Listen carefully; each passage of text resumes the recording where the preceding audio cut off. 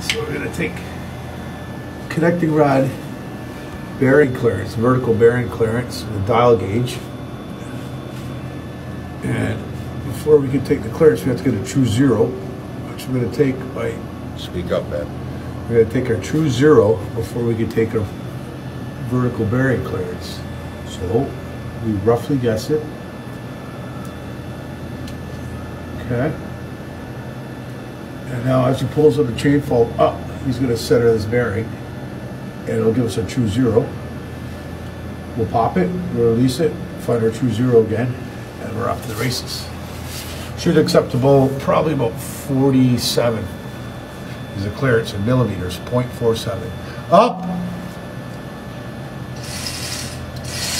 Take a while here.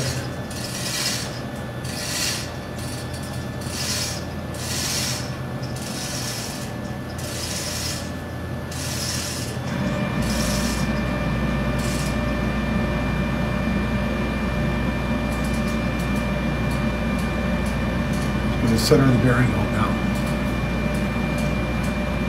And that's were perfect the first time. What's the chance of that? Well, it'd be pretty fucking good. There we go. See zeroing. There. Whoa! That we were almost dead on. Okay, release. Off. So you have 42 clears. Okay. See that? That was pretty close. Where are we? Okay. So now we'll just. There you go. We're pretty damn. We're only off by 0.01 mil. So he'll true zero it now. Okay, go ahead. On.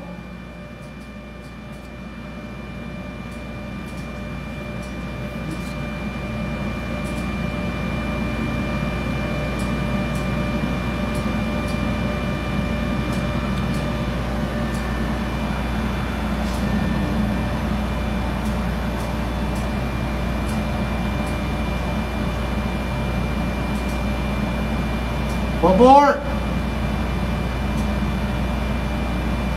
Okay.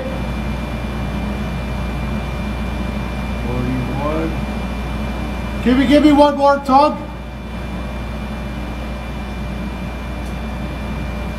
One more. One more. Okay.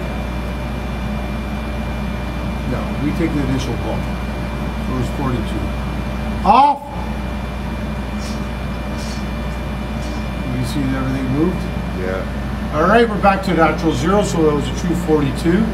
One more to show us that we are right.